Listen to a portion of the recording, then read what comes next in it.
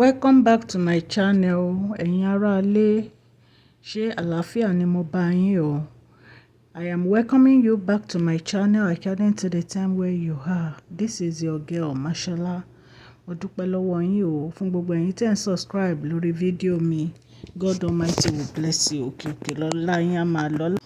Ọlá yín ò ní lọ ìsàlẹ̀ láéláé. Ẹ̀yin tẹ́ bá ti subscribe, ẹ lọ subscribe o. Gist tèmi wọ́n ní bàbá wa Deji of Akure, wọ́n ní wọ́n dúpẹ́ ní ọwọ́ Queen Naomi o àti kábíyèsí fún ìfẹ́ tí kábíyèsí tó fi múlẹ̀. Wọ́n ní àwọn dúpẹ́ ní ọwọ́ kábíyèsí. Ẹ̀yin èèyàn lé ẹ jẹ́ ká gbọ́ gist tèmi. If today is your first time on my channel, I say thank you. God Almighty will bless you. Please can you go straight and press the notification bell so that whenever I post any gist you can get it. I normally speak Yoruba on my channel and sometimes English, and I do talk about celebrity gist and royal gist. Thank you. God Almighty will bless you. For my old subscribers and my new subscribers, I do welcome you back to my channel. Appreciate you. God Almighty will bless you. Ẹ ṣé mo dúpẹ́ o.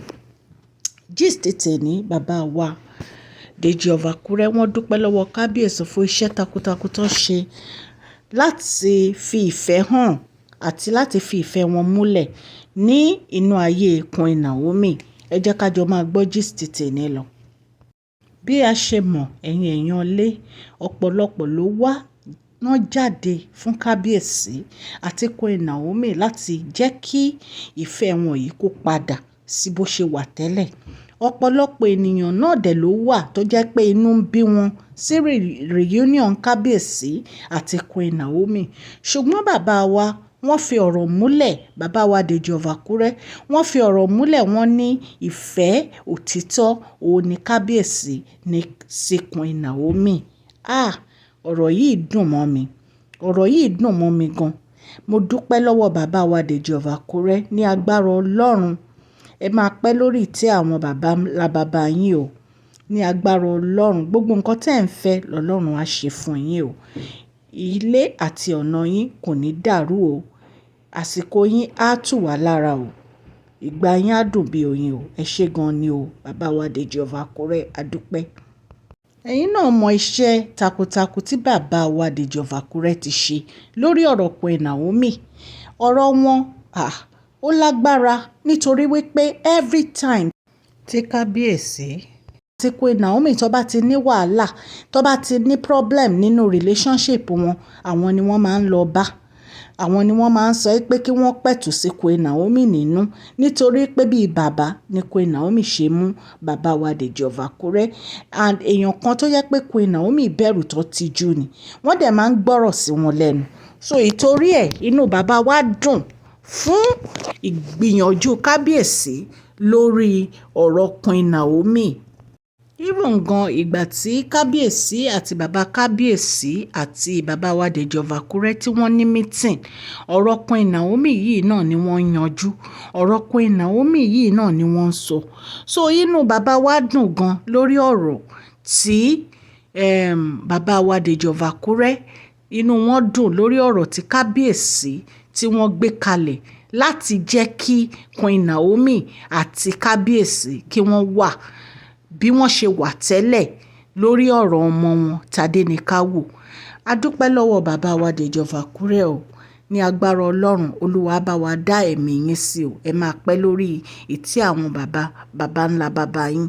Ẹ ṣé o. Even gan ìgbà tí kábíyèsí àti bàbá kábíyèsí àti bàbá wa Deji of Akure tí wọ́n ní meeting, ọ̀rọ̀ Queen Naomi yìí náà ni wọ́n yanjú. Ọ̀rọ̀ Queen Naomi yìí náà ni wọ́n sọ.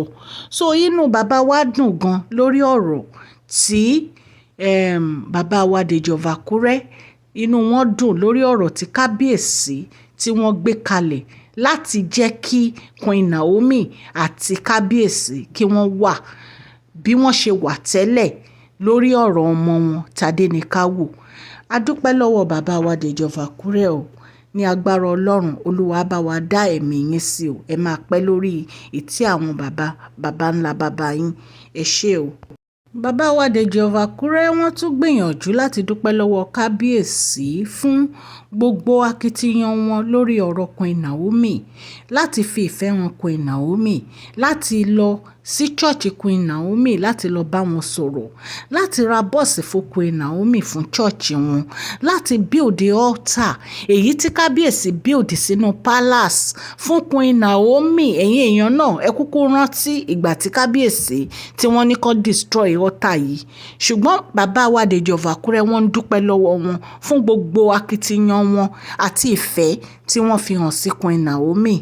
Bàbá wa Deji of Akure wọ́n tún gbìyànjú láti dúpẹ́ lọ́wọ́ kábíyèsí fún gbogbo akitiyan wọn lórí ọ̀rọ̀ Queen Naomi, láti fi ìfẹ́ wọn Queen Naomi, láti lọ sí church Queen Naomi láti lọ bá wọn sọ̀rọ̀, láti ra bọ́ọ̀sì fún Queen Naomi fún church wọn, láti build the altar èyí tí kábíyèsí build sínú palace fún Queen Naomi. Ẹ̀yin èèyàn náà ẹ kúkú rántí ìgbà tí kábíyèsí tí wọ́n ní kó destroy altar yìí, ṣùgbọ́n bàbá wa Deji of Akure wọ́n ń dúpẹ́ lọ́wọ́ wọn fún gbogbo akitiyan wọn àti ìfẹ́ tí wọ́n fi hàn sí Queen Naomi. Bàbá wa gbàdúrà fún kábíyèsí o, wọ́n ní gbogbo nǹkan tí ó wà nínú kábíyèsí dáradára tí wọ́n ń gbìyànjú láti ṣe fún Queen Naomi àtọmọ wọn, wọ́n ní Ọlọ́run á ràn wọ́n lọ́wọ́ láti ṣe. Wọ́n ní agbára Ọlọ́run, wọ́n ní kábíyèsí máa pẹ́ lórí ìtẹ́ àwọn baba ńlá baba wọn o.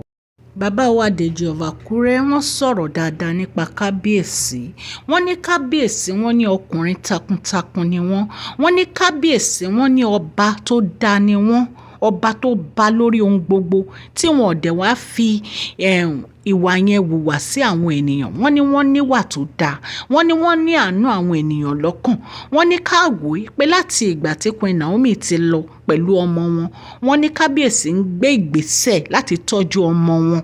Wọ́n dẹ̀ ń ṣe ojúṣe wọn gẹ́gẹ́ bí bàbá. Gbogbo wa náà dẹ̀ là ń rí, yàtọ̀ sí nǹkan tí bàbá wa Deji of Akure ń sọ, gbogbo wa kábíyèsí ń ṣe dáadáa fún ọmọ wọn. Wọ́n ń ra oríṣiríṣi, ṣebí recently ní kábíyèsí fi oríṣiríṣi oúnjẹ ẹ̀bùn ránṣẹ́ sí Àkúrẹ́ tí wọ́n láwọn gbé wá fún ọmọ wọn.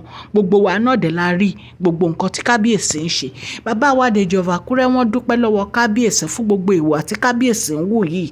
Wọ́n dẹ̀ gbàdúrà fún kábíyèsí pé Ọlọ́run Elédùmarè á wà pẹ̀lú kábíyèsí, pé ojú òní ti kábíyèsí o, pé bí wọ́n ṣe fẹ́ reunite ìyàwó wọn padà tọmọ wọn, wọ́n ní Ọlọ́run á fún wọn ṣe o.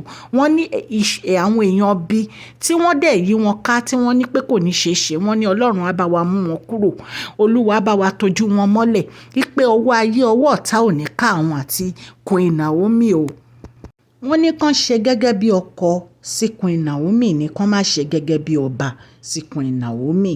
Wọ́n ní ìfẹ́ àti ọ̀run wá ni Ọlọ́run fi sáàrin wọn. Ọ̀rọ̀ bàbá wa Deji of Akure lẹ́yìn èèyàn wa gbọ́ yìí o. A dẹ̀ dúpẹ́ lọ́wọ́ bàbá wa Deji of Akure pé wọ́n bá wa dá sí ọ̀rọ̀ yìí. Ọlọ́run Elédùmarè á jẹ́ kẹ́ ẹ pẹ́ fún wa o bàbá wa Deji of Akure. Kábíyèsí Ọlọ́run. Ọ̀rọ̀ lẹ ti gbọ́ yẹ ẹ̀yin èèyàn wa, bàbá wa Deji of Akure wọ́n ti sọ̀rọ̀ tán. Wọ́n láwọn dúpẹ́ lọ́wọ́ kábíyèsí. Kábíyèsí ẹ ṣé, ẹ kú ìtọ́jú Queen Naomi. Ọlọ́run Elédùmarè á jẹ́ kẹ́ ẹ pẹ́ fún wa ní agbára Ọlọ́run. Àsìkò yín á tù wá lára o, ìgbà yín á dùn bí oyin. Ẹ̀yin èèyàn lé, èmi ọmọ yín ni o, Máṣọ́lá, mo tún ní kí n mú wá fún yín. Ọlọ́run Elédùmarè á wà pẹ̀lú gbogbo etí tó ń gbọ́ mi o. Ọwọ́ yín ò ní kan ìsàlẹ̀ àpò, òkè òkè lọ́lá yín á máa lọ ní àṣẹ Ọlọ́run ọba. Ẹ̀yin tẹ́ bá ti subscribe, ẹ lọ subscribe o. A dúpẹ́ lọ́wọ́ yín, ẹ ṣé gan ni o. God bless you all. Please share this video, like and subscribe.